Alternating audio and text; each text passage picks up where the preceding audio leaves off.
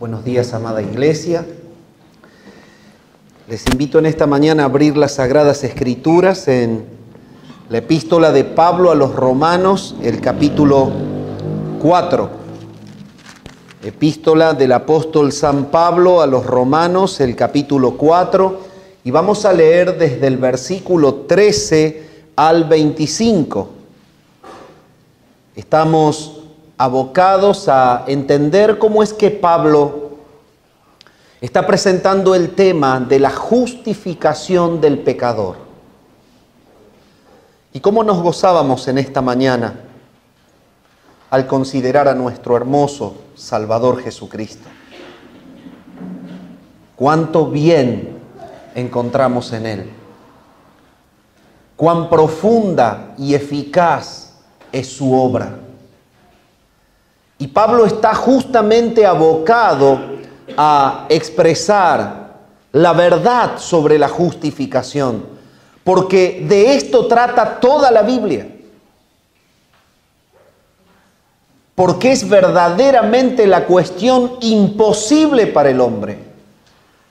Y como la Biblia es un tratado que detalla el plan de la redención, el tema latente es cómo puede justificarse un pecador ante Dios. Y Pablo, guiado por el Espíritu Santo, habla de esta forma y dice: porque no por la ley fue dada a Abraham o a su descendencia la promesa de que sería heredero del mundo, sino por la justicia de la fe. Porque si los que son de la ley son los herederos, vana resulta la fe y anulada la promesa. Pues la ley produce ira, pero donde no hay ley tampoco hay transgresión. Por tanto es por fe, para que sea por gracia, a fin de que la promesa sea firme para toda su descendencia, no solamente para la que es de la ley, sino también para la que es de la fe de Abraham, el cual es Padre de todos nosotros. Como está escrito, te he puesto por Padre de muchas gentes, delante de Dios, a quien creyó, el cual da vida a los muertos y llama las cosas que no son como si fuesen. Él creyó en esperanza contra esperanza para llegar a ser padre de muchas gentes, conforme a lo que se le había dicho: así será tu descendencia.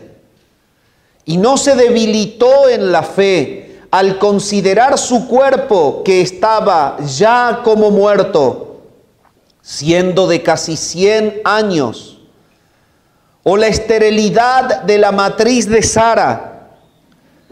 Tampoco dudó por incredulidad de la promesa de Dios, sino que se fortaleció en fe, dando gloria a Dios, plenamente convencido de que era también poderoso para hacer todo lo que había prometido.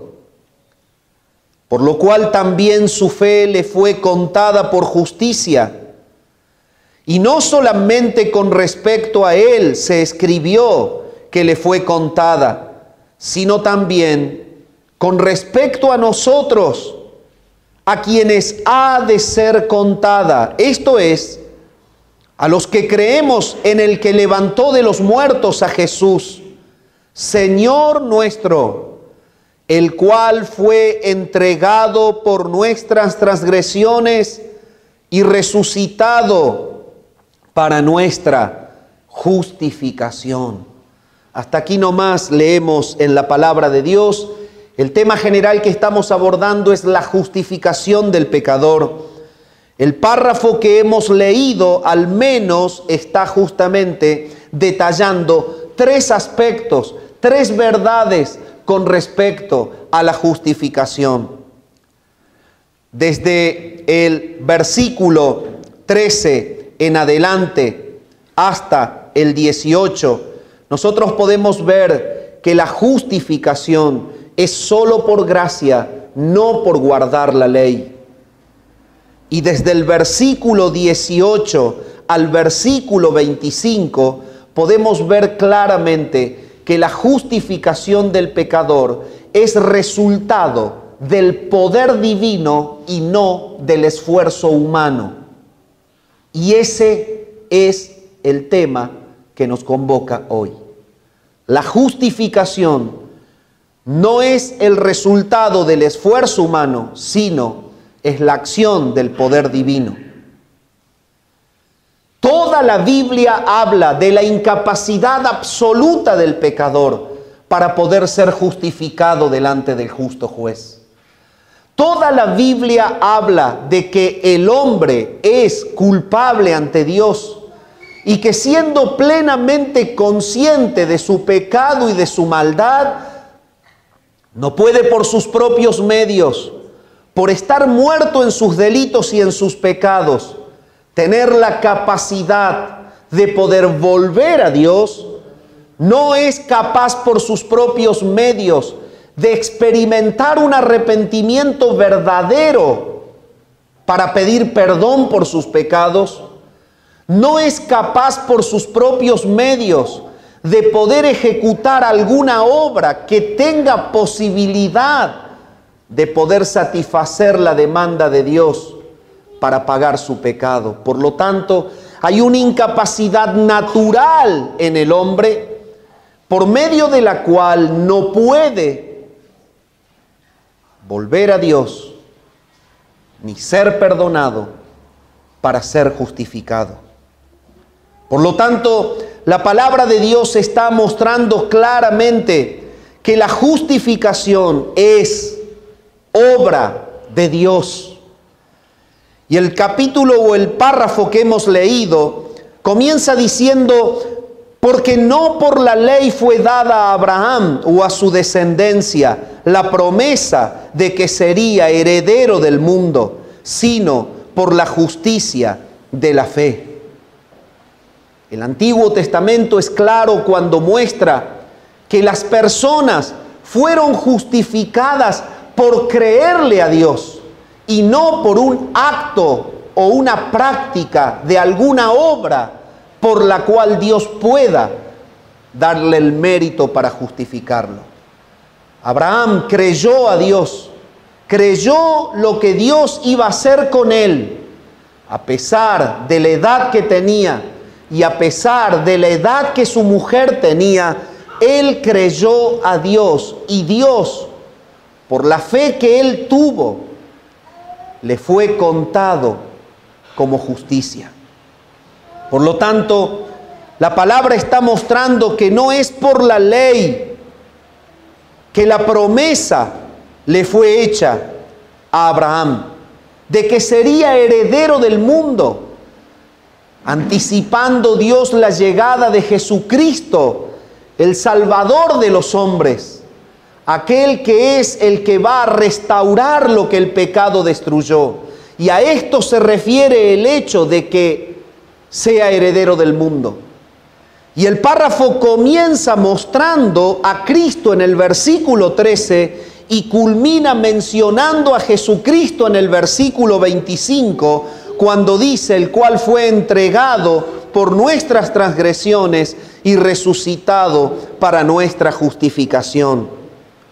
Y el punto es, ¿cómo vinculamos esta verdad? El hombre es totalmente incapaz de ser justificado. Dios ha de justificar al pecador por su poder y no por el esfuerzo humano.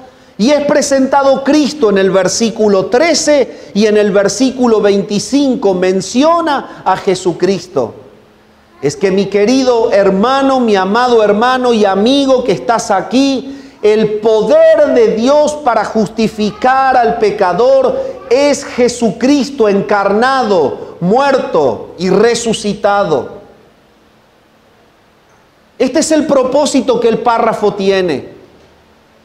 exaltar la maravilla y el poder de la obra de Jesucristo, la cual satisface de manera completa y plena la demanda justa de Dios para perdonar al pecador. Y es por eso que en el versículo 13 nos muestra el orden cronológico en el que llega Jesús a la historia de los hombres.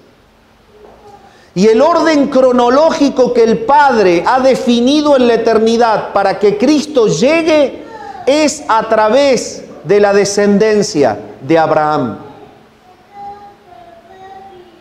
La palabra está mostrando que Dios se aparece a Abraham y le hace una promesa.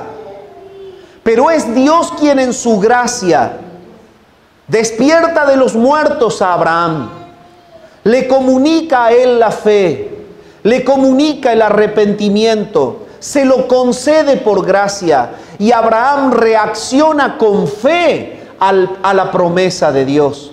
Y la reacción de fe de Abraham a la promesa de Dios hace que verdaderamente sea él el inicio de una promesa establecida, la cual no puede ser revocada. Y la promesa es que de la descendencia de Abraham ha de llegar Cristo.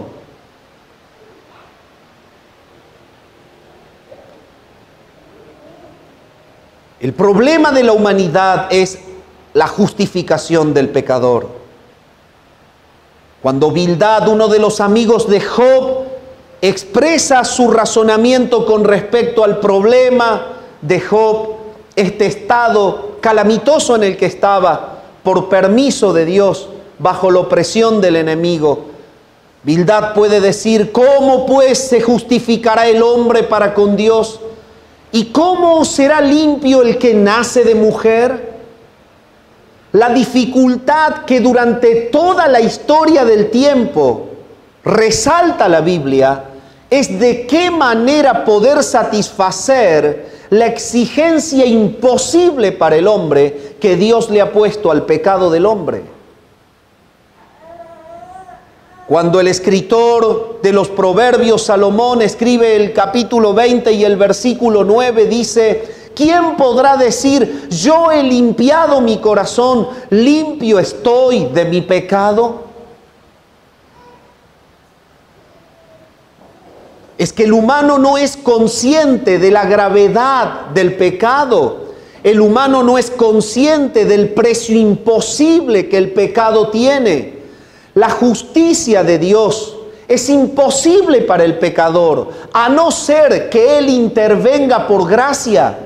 Y esto es lo que desarrolla Pablo en la epístola a los Romanos, para mostrarle a los judíos de que no les sirve de nada aferrarse a que son descendientes de Abraham. No les sirve de nada aferrarse a que son ellos quienes recibieron la ley de Moisés. No les sirve de nada la estructura religiosa de las prácticas de la ley que ellos habían practicado y que querían poner como una credencial de justificación ante Dios. No les sirve de nada. Pablo les está diciendo: el grave problema de la justificación es que ustedes no pueden por más que quieran. Y que la justificación es solo por el poder milagroso del Dios soberano, que es quien le ha puesto el precio al pecado y que es el único que se lo puede pagar a sí mismo y por gracia liberarnos a nosotros. Y esa es la realidad de la salvación. Que Dios, que le ha puesto al pecado un precio imposible de poder ser pagado, se ofrece a sí mismo el valor que le satisface. Y en la muerte de su propio Hijo, Jesucristo, el Hijo de Dios, impecable, sin pecado, sin mancha, justo, infinitamente y por excelencia, es descargada en las horas de cruz toda la ira justa de Dios. Y por esa obra Él justifica al pecador. Entonces, cuando Pablo tiene que desarrollar la realidad de la justificación como un hecho imposible para el hombre y que solo depende del poder de Dios, muestra cronológicamente a Abraham como el punto de partida en donde levanta la familia que ha de ser la cuna sanguínea del Salvador. Esto significa que sea heredero del mundo. Esto no es por ley. Abraham no había recibido la ley en ese tiempo. Sin embargo, la promesa es asociada a Abraham y le es comunicada a Abraham, el cual la acepta y la recibe por un acto divino, fe comunicada a Abraham para que él crea a Dios. Y cuando Abraham cree a Dios, él es constituido el cimiento sanguíneo del Salvador. Han de ser bendecidas en ti todas las naciones, todas las familias de la tierra. Y la ley no existía en ese momento. Entonces, Pablo les está diciendo a los judíos: ¿qué quieren ustedes aferrarse a las obras de la ley? Si ni siquiera Abraham, que es el cimiento de donde vienen ustedes, ni siquiera él fue justificado por hacer algo. Él fue justificado porque Dios le concedió fe para que él crea a la promesa. Entonces, esto quiere decir que todos los humanos convertidos en el Antiguo Testamento fueron salvos por gracia, por medio de la fe, en un personaje anunciado, Jesucristo, el que había de venir. Abraham cree, él cree, y entonces dice que la promesa le fue dada a él por la justicia de la fe, y esto lo constituye heredero del mundo. En el versículo 14 dice: porque si los que son de la ley son los herederos, vana resulta la fe y vana anulada la promesa. Como la ley cronológicamente vino mucho después de Abraham, vino con Moisés, entonces, si estuviese realmente la justicia basada en la práctica de la ley, esto que ocurrió antes con Abraham, que es el padre de todos, hubiese quedado sin efecto. Pablo les está diciendo a los hebreos: están desordenados cronológicamente en el plan de Dios. Pablo les está diciendo a los judíos que se aferran a la ley: es imposible que esto sea, porque en realidad, si fuese que por la ley es justificado el humano, entonces la promesa que ocurrió antes estaría totalmente fuera de validez y de vigencia. Esto quiere decir, Dios no justifica al hombre por la ley guardada, sino puramente por gracia. Es un acto milagroso la justificación. El versículo 16 dice: por tanto es por fe, para que sea por gracia, a fin de que la promesa sea firme para toda su descendencia, y no solamente para la que es de la ley, los judíos convertidos. Noten ustedes que aquí desarrolla Pablo una realidad maravillosa. Dice: es por fe. Abraham creyó, no obró, creyó. Y entonces Dios establece que la justicia del pecador es por gracia.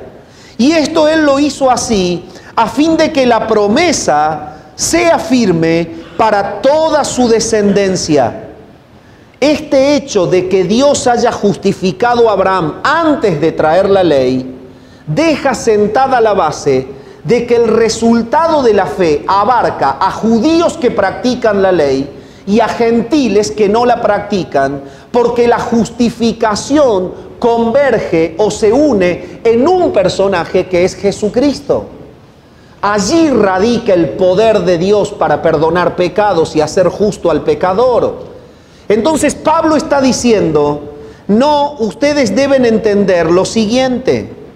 Deben entender que es por fe antes de que la ley sea dada, para que no solamente los que son de la ley sean justificados, sino también los que son de la fe de Abraham. Y a esto se refiere, o quiere decir, los que son de la ley son los judíos practicantes de la ley que creyeron en Cristo y por la fe en Cristo son justificados.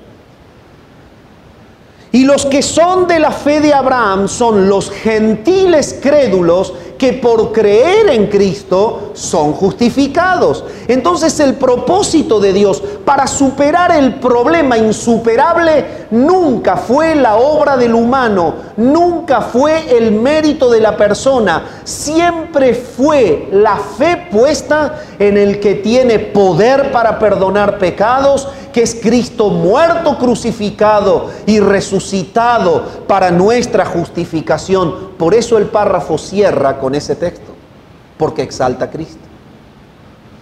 Pero ya vamos a llegar, vamos por parte.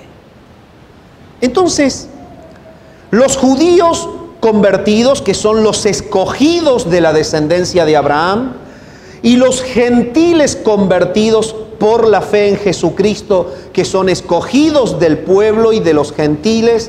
Por eso Cristo es el Salvador del mundo. Por eso la palabra dice que Él vino para morir por el mundo, porque en realidad del mundo Dios levanta a su pueblo. Y esto es lo que está diciendo aquí, no solamente para la que es de la ley, sino también para la que es de la fe de Abraham, el cual es padre de todos nosotros. Abraham se constituye padre de todos los que creen, porque es el primero que recibió justificación por creerle a Dios. Entonces, todos los que durante toda la historia del tiempo ponen su fe en Jesucristo como Señor y Salvador, se constituyen hijos de Abraham en relación a la fe en Cristo.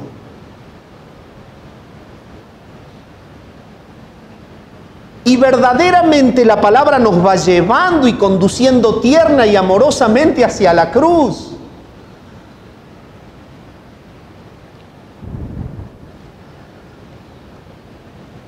Como está escrito,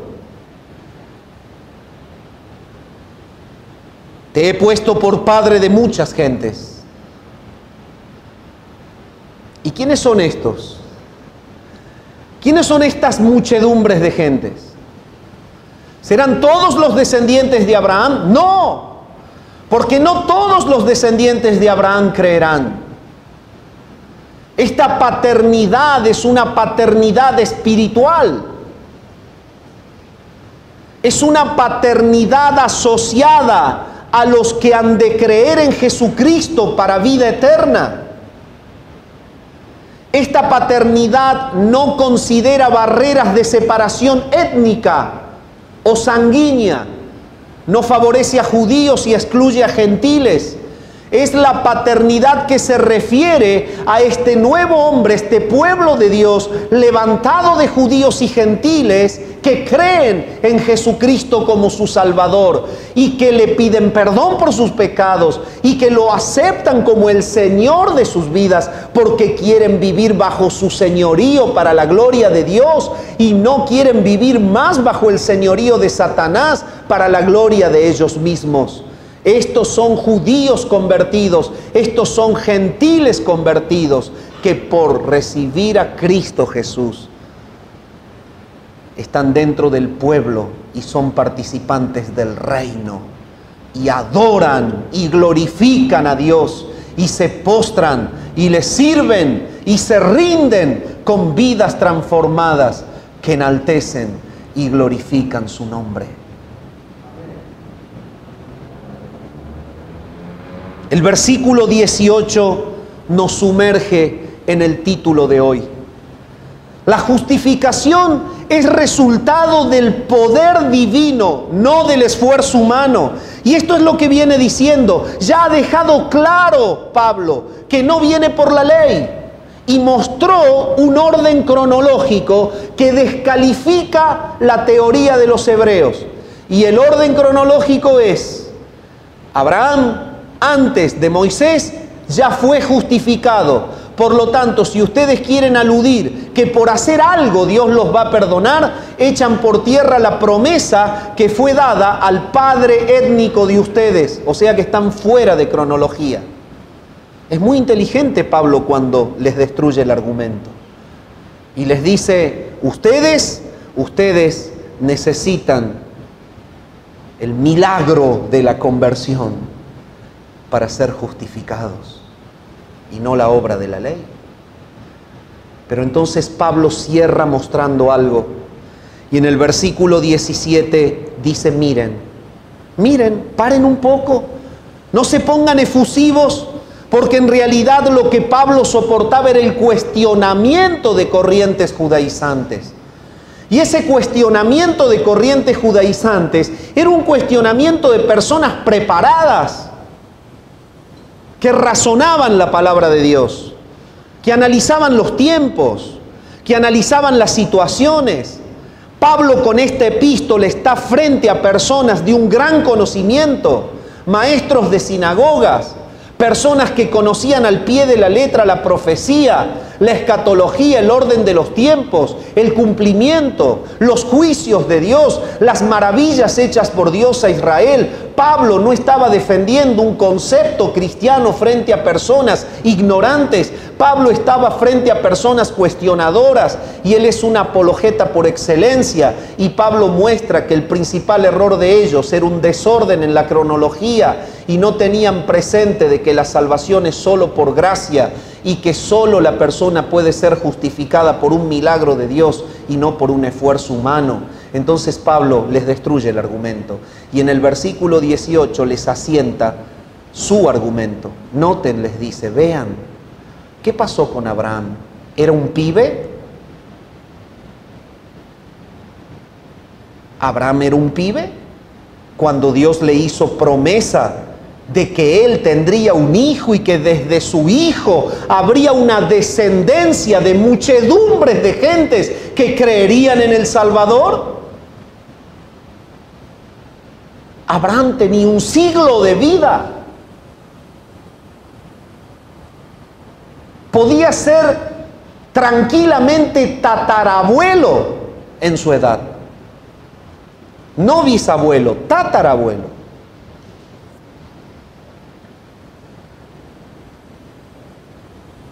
Él creyó en esperanza contra esperanza. Para llegar a ser padre de muchas gentes, los que creen, conforme a lo que se le había dicho, así será tu descendencia. Entonces, la manifestación del poder de Dios, que justifica por ese poder al pecador, es que la fe que Abraham tiene es una fe que trasciende las barreras de la lógica. Es una fe de naturaleza gloriosa, que no se encuentra presente en el humano, ni que la puede extraer desde adentro por algún sacudón que de alguna manera pueda tener. Es una fe celestial y gloriosa que es puesta por el Espíritu de Dios, la cual lo lleva a poder aferrarse con convicción indestructible a la promesa de Dios, cuando su propia biología, su química, su anatomía van en contra de lo que Dios está diciendo. La manera en la que Dios muestra que la justificación es obra del poder divino es que la fe otorgada por Dios a Abraham para que le crea a su promesa, que atentaba contra su edad, sus posibilidades, sus capacidades, pueda ser una fe de naturaleza indestructible que pueda atravesar las barreras de lo increíble. Y mi amado hermano, tu fe es una fe de naturaleza gloriosa. Todos los que han sido justificados ante Dios por creer en Jesucristo han recibido por la regeneración del Espíritu Santo una fe de naturaleza gloriosa igual que la de Abraham, cuando pudo creer sin dudar de Dios, teniendo 100 años que iba a ser padre.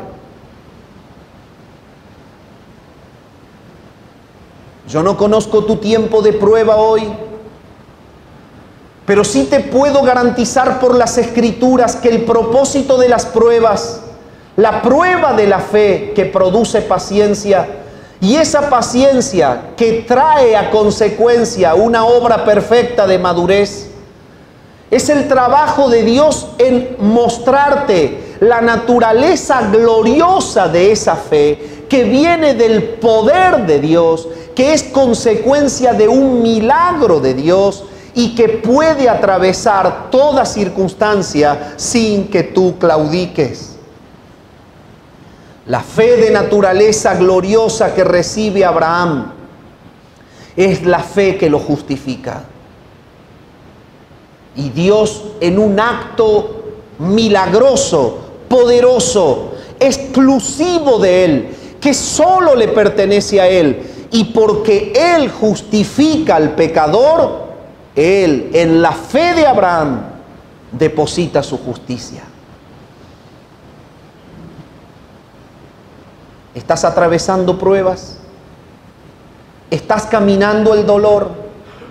¿Sabes tú que los espacios de dolor en la vida de los humanos que creen en Cristo son otorgados por el Padre para provocar gozo al que está en la prueba? Santiago lo dice. Tened por sumo gozo cuando os halléis en diversas pruebas, porque la prueba de vuestra fe produce paciencia. Ahí está el resultado de lo milagroso de la salvación.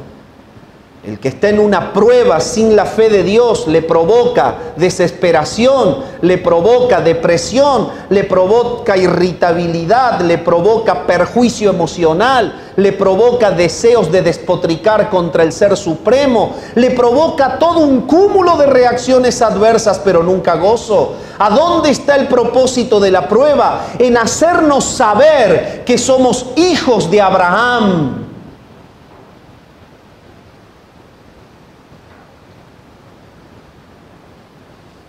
Que ha sido depositada por gracia en nosotros una fe que viene del cielo, que la salvación no está descansando en el poder de las obras humanas, no está descansando en el resultado de la elaboración intelectual de tu mente, no está descansando en la moralidad o la rectitud de tus conductas, está descansando en el poder de Dios, dice el pasaje, que da vida a los muertos y que llama las cosas que no son como si fuesen.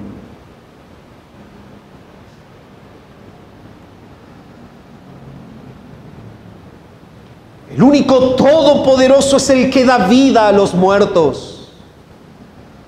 Efesios capítulo 2 versículo 1 dice: y Él os dio vida a vosotros cuando estabais muertos en vuestros delitos y pecados. Santiago 1:18, Él de su voluntad nos hizo nacer por la palabra de verdad, para que seamos primicias de sus criaturas. Romanos capítulo 10, la fe viene por el oír por el toque de la palabra de Dios, por el soplo todopoderoso de la palabra de Dios.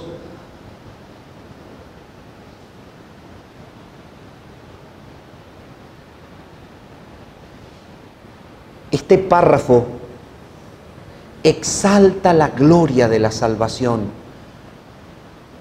como un hecho totalmente perteneciente a Dios, que da vida a los muertos y que llama a las cosas que no son como si fuesen. ¿Qué quiere decir esto?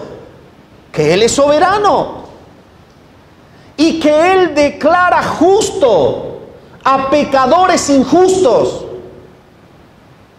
Esto es lo que no es, pero Él declara que sí lo es. Ahora, ¿por qué? ¿Quién tiene el poder de poder declarar justo a un ser evidentemente injusto? Dios. Eso es llamar las cosas que no son como si fuesen. ¿Por qué? Porque de la muerte Él saca la vida. Y este es el punto, hermanos. ¡Qué descanso maravilloso!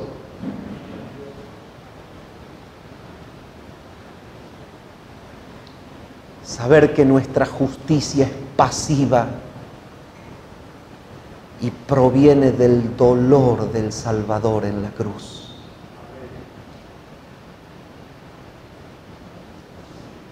Él da vida a los muertos y Él llama las cosas que no son, como si fuesen.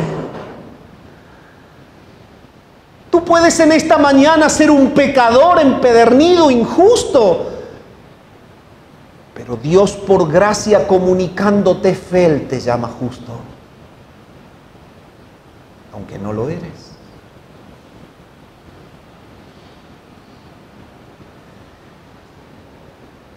¿Saben cómo cae a pedazos el argumento legalista de los judíos que pretendían justificarse por las obras?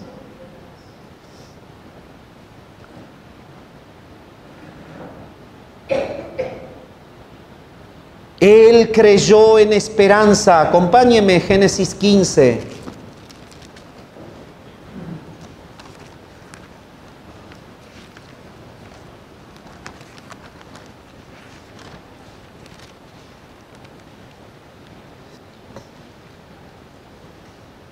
Y lo llevó fuera, versículo 5. Puede leer el 14. Luego vino a él palabra de Jehová diciendo: no te heredará este, sino un hijo tuyo será el que te heredará. Y lo llevó fuera y le dijo: mira ahora los cielos y cuenta las estrellas, si las puedes contar. Y le dijo: así será tu descendencia. Y creyó a Jehová, y le fue contado por justicia. La justicia es aplicada a ese acto de fe, y ese acto de fe es un acto totalmente sobrenatural. Cree él en esperanza contra esperanza. Es imposible lo que Dios le promete. Que Él va a ser padre de muchas gentes. Imposible de contar las estrellas del cielo. Imposible por su edad. Sin embargo, Dios asegura que Él lo hará. Entonces, la justicia es un acto milagroso de Dios y está siendo confirmado por Pablo en la palabra, mostrando que cuando Dios le hace la promesa a Abraham, él no puede contar las estrellas, él tiene 100 años, es imposible lo que promete, sin embargo él cree. Entonces, ¿por qué cree a lo imposible? Eso es creer en esperanza contra esperanza.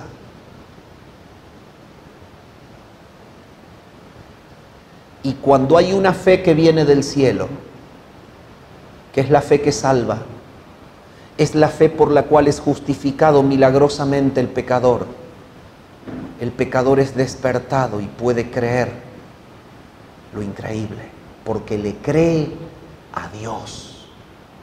Y ahí está el secreto. Este es el secreto.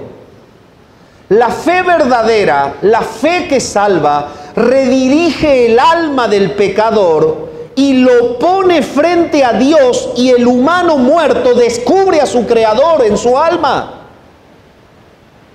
No está creyendo a su edad, no está creyendo a su incapacidad física, no está creyendo a lo imposible de no poder contar las estrellas de los cielos. Lo que está ocurriendo es que ha sido despertado por gracia y tiene comunión con un Creador que todo lo puede. Entonces, si lo dice Él que es Dios, no importa que yo tenga 100 años. Si lo dice Él que es Dios, no importa que no pueda contar las estrellas del cielo. Si lo dice Él que es Dios, yo le creo. ¿Qué había pasado con Abraham? Ya había sido despertado. ¿Entienden? Ya había sido despertado, ya era salvo. Y él reacciona aferrado, no a su impotencia natural, sino al poder ilimitado del que lo llama a creer. Y así se salva el humano, mi amado, por el poder de Dios y no por el esfuerzo humano.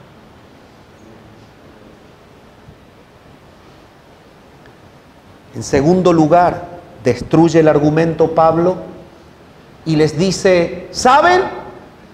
La justicia del pecador es obra divina porque Sara no podía ovular.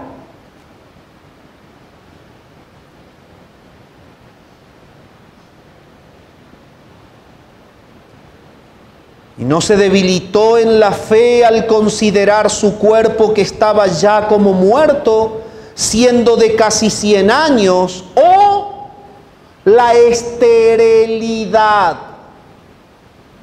de la matriz de Sara.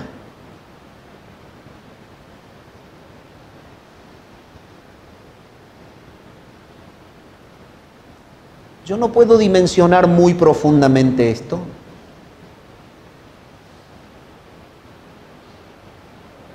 Pero sin conocer perfectamente, aunque tengo ideas porque por ahí leo libros de medicina,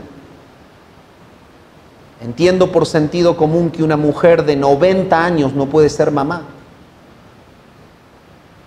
Su ciclo maternal acabó en su vida hace muchos años.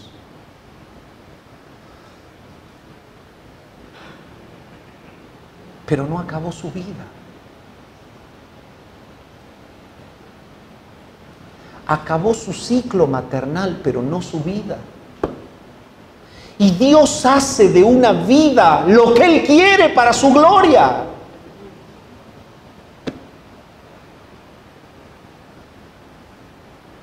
La esterilidad de la matriz de Sara no fue impedimento para que Abraham crea.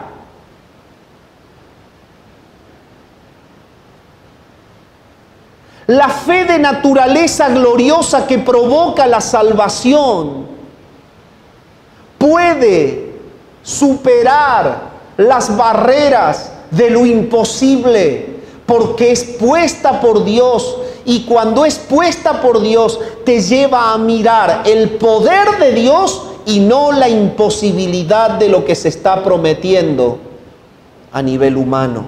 Y entonces él cree, a pesar de que su anciana esposa, según el registro bíblico, tiene ya 90 años. Y de un matrimonio de abuelos sale un bebé, Isaac. Y cuando corre el tiempo, Dios se vuelve a aparecer a Isaac y vuelve a refrescar la promesa, y de Isaac sale Jacob. Y Jacob es el padre de las 12 tribus de Israel. Y el león de la tribu de Judá es el Salvador.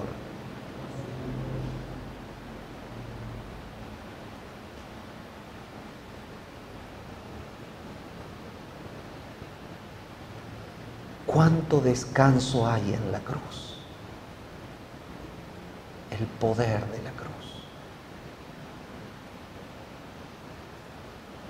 Tampoco dudó por incredulidad de la promesa de Dios, sino que se fortaleció en fe, dando gloria a Dios.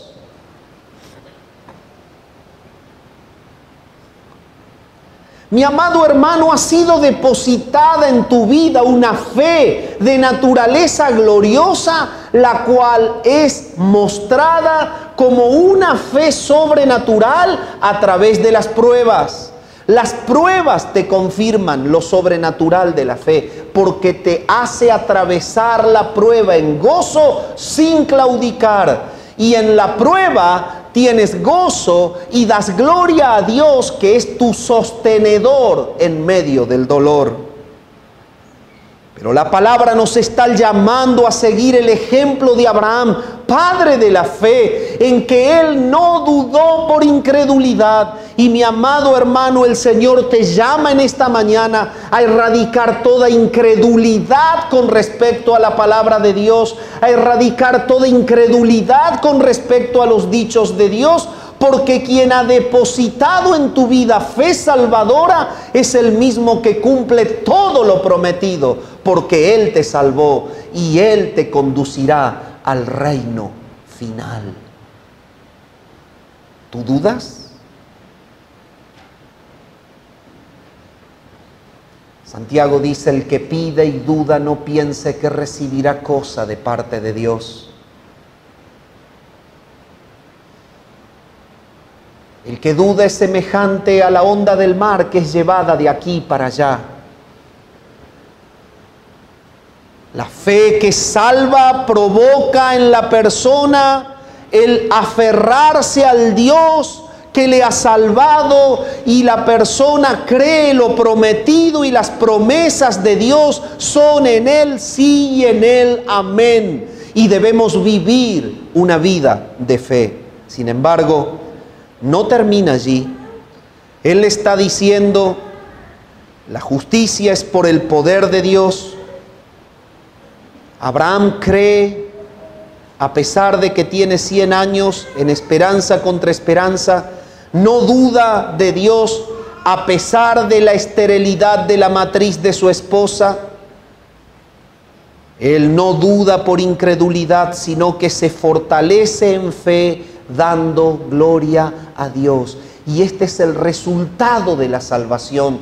Amado hermano, Dios te llama en esta mañana a la adoración. La fe salvadora provoca confianza en sus promesas, provoca adoración permanente. Y es lo que estamos haciendo, adorando al Señor, adorando al Salvador. Esto es resultado de conocer a Dios. Él da gloria a Dios. Él confía que el Señor lo hará. Y el Señor lo hizo. Nació Isaac, nació Jacob, nació de la descendencia de Judá, el Salvador.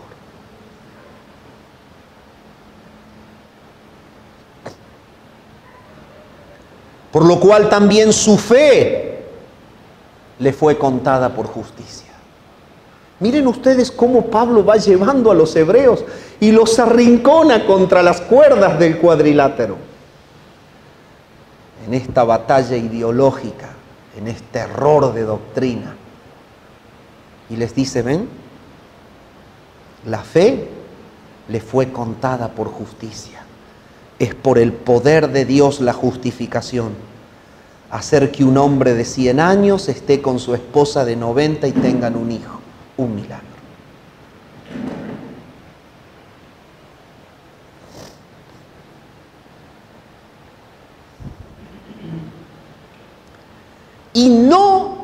Y con esto ya voy terminando, y no solamente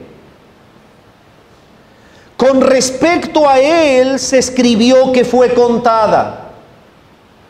Y ahí está el propósito de Dios.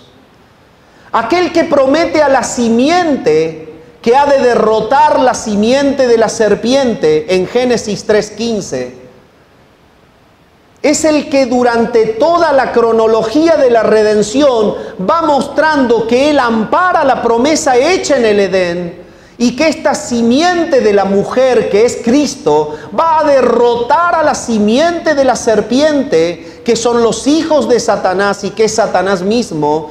Y toda la evolución de la redención va mostrando que Dios cumple su promesa, porque esa simiente es la misma simiente que le es prometida a Abraham. Y esa simiente es la que surge de la tribu de Judá.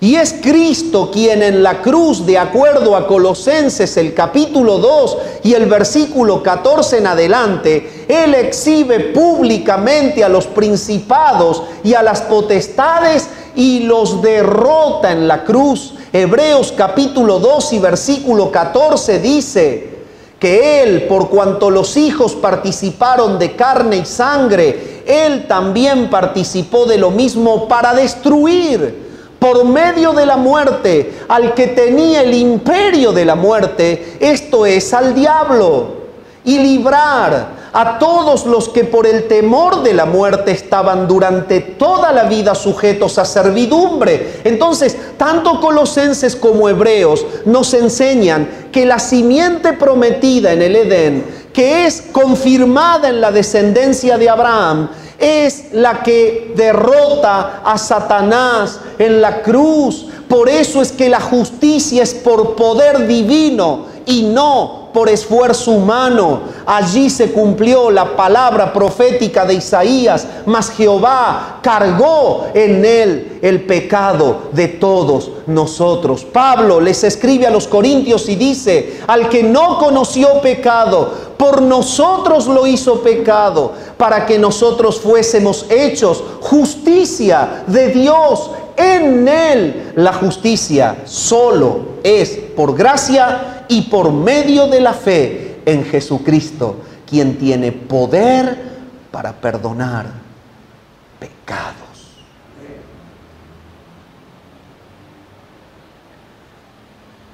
Y es por esto que cierra el versículo 24 y 25 de esta manera: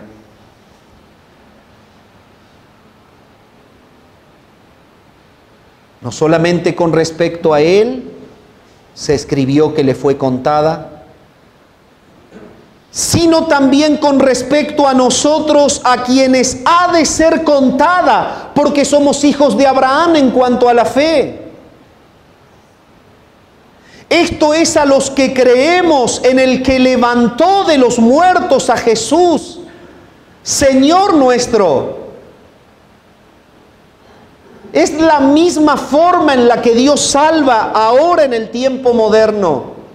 Él despierta al pecador y lo lleva a creer a que Dios es el Padre de Cristo y a que Cristo fue levantado por el Padre de entre los muertos como una confirmación por la resurrección de que Dios estaba satisfecho plenamente en la obra sustitutoria de Cristo en la cruz. Por eso lo resucitó, para nuestra justificación. El cual fue entregado por nuestras transgresiones y resucitado para nuestra justificación. Vamos a hacer memoria del cuerpo y de la sangre del Señor en esta mañana. Y la palabra nos está mostrando al personaje sobre el cual Dios descarga su ira plena, para que por la justicia conseguida en la cruz, por causa del pago completo de la deuda de todos los que creerían en Él, ahora todos los que son de la fe de Abraham, o sea, la fe puesta en Dios, Padre del Señor Jesucristo, que le resucita de los muertos, la fe puesta en el Hijo crucificado, quien es enviado por el Padre. Ahora, todos estos, los que son de la fe de Abraham, son justificados como Él. Él fue entregado por nuestras transgresiones. Cristo Jesús no muere en la cruz del Calvario por el poder del ejército romano. No muere en la cruz del Calvario por el decreto gubernamental del poder reinante. Cristo muere en la cruz del Calvario por la descarga de la ira del Padre. El Padre lo mata en la cruz. Y esto es por un determinado consejo anticipado en la presencia de Dios en la eternidad.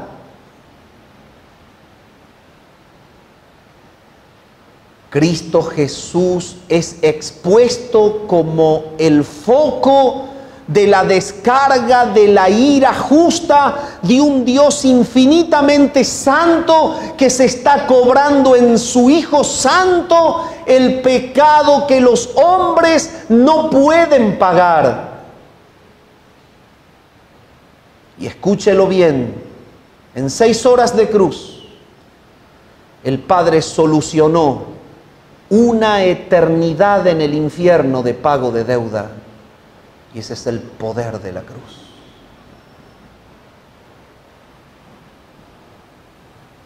Por eso Pablo, cuando llega al capítulo 8, dice: Cristo llevó tu culpa. Él fue colgado por nuestras transgresiones, fue muerto por nuestras transgresiones. Fue resucitado para nuestra justificación. Y cuando elabora su defensa y su predicación, él en el capítulo 8 dice: ahora pues no hay condenación para los que están en Cristo. El pago programado para ser efectuado en el infierno, a los que creen en Cristo les es atribuida la justicia de las horas de la cruz, en la cual, por la profundidad de la santidad del que se ofrece, por la justicia del que muere, por la santidad del Hijo, el Padre halla una satisfacción tan plena que verdaderamente es pagada la deuda completa de los que la deberían haber pagado durante toda una eternidad en el infierno.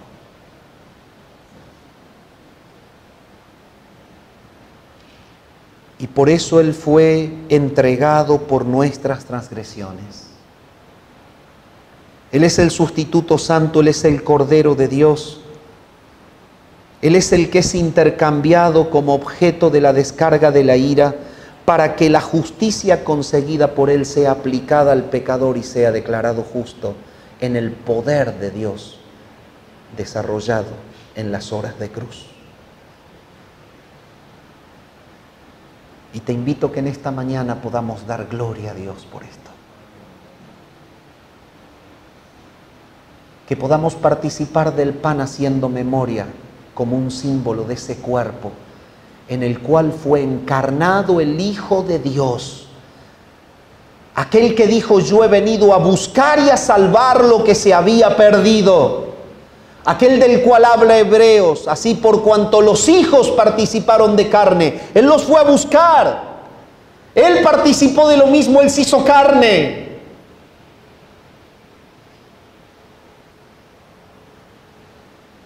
Esto está figurando el pan.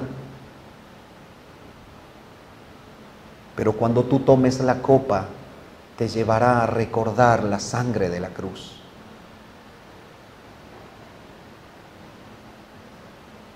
Este es el precio puesto. Y este es el raudal que limpia todo mal. Juan dice en primera de Juan 1:7, la sangre de Jesucristo su Hijo nos limpia de todo pecado. Es que el Padre en ese precio perdona todo a aquel que cree en